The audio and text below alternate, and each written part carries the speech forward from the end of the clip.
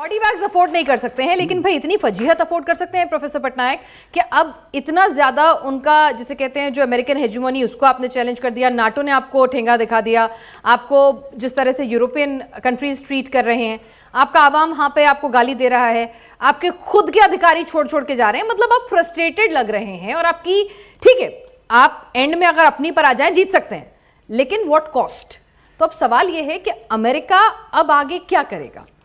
देखिए, एक चीज़ मैं ऐड करता हूँ श्रीवास्तव साहब का टॉक में कि और एक जो टेरेन जोग्राफिकल टेरेन है उसमें एक्चुअली देखिए दस्त कबीर दस्त लूट है, वो प्योरली सॉल्ट डेजर्ट है, वो बहुत खतरा है। तो इसीलिए उसमें जाके इन्वेट करके जितना बहुत ही बड़ा समस्या है। इसमें मतलब आगे क्या होगा देखिए, अमेरिकन प्रेसिडेंट ट्रंप का डोमेस्टिक प्रॉब्लम से आज का दिन में डेमोक्रेटिक पार्टी का कुछ मेंबर्स सीधा बोले हैं कि आप इसको 25th अमेंडमेंट लाइए, अगर कोई प्रेसिडेंट फिजिकली और मेंटली फिट नहीं है उसको आप बर्खास्त कर सकते हैं, आप निकाल सकते हैं प्रेसिडेंटशिप से। तो इसीलिए अभी ये डिमांड भी है। इसके बाद में नवंबर में इलेक्शन होने वाला है।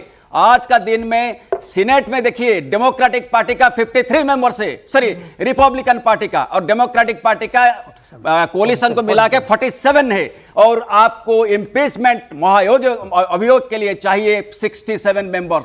ये 100% श्योर है कि रिपब्लिकन पार्टी जो प्रेडिक्शन है कि वो जीतने वाले हैं नवंबर इलेक्शन में। अगर 60 डेमोक्रेटिक पार्टी, तो अगर 67 मेंबर्स जीतते हैं particularly, I am sure they will win, तो उसमें प्रेसिडेंट साहब का इंपीचमेंट हो सकता है।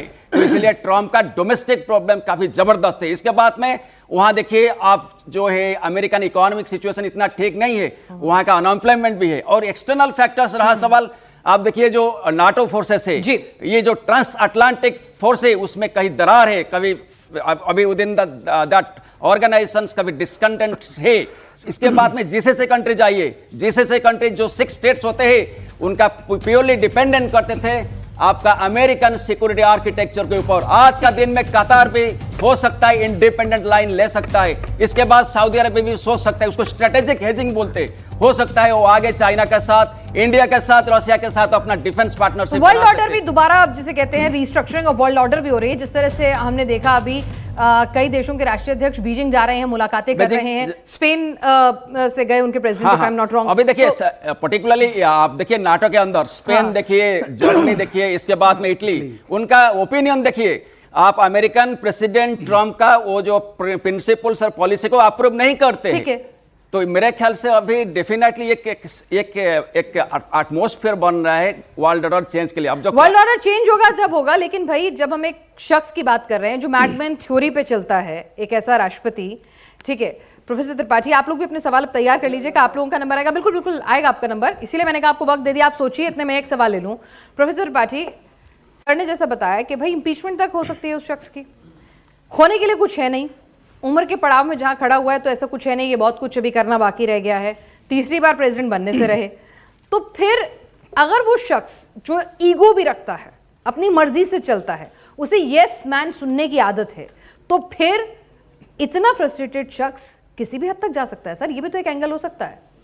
नहीं, ये तो हमने देख ही लिया है कि वो किस हद तक जा सकते हैं। वो पूरा मतलब ये जंग और ज्यादा एग्रेसिव भी तो कर सकता है, वो और ज्यादा हमले करे, इतने ज्यादा हमले करे कि ईरान के पास बेंड होने के अलावा कोई ऑप्शन ही ना बचे। नहीं पिनाक जी, यही मैं देखिए, मैं अपने पैनलिस्ट से एक बात, बहुत इंपॉर्टेंट बात अभी हो रही थी उसको हाईलाइट करना चाहूँगा कि जब हम अमेरिकन टेक्नोलॉजी सुपरियरिटी की बात करते हैं कि बहुत अच्छा प्रिसाइज अटैक होता है, उन्होंने खमैनी को घर में मारा, उन्होंने बहुत प्रिसाइज अटैक किया, आपने सबको मार दिया, लेकिन ईरान लड़ रहा है।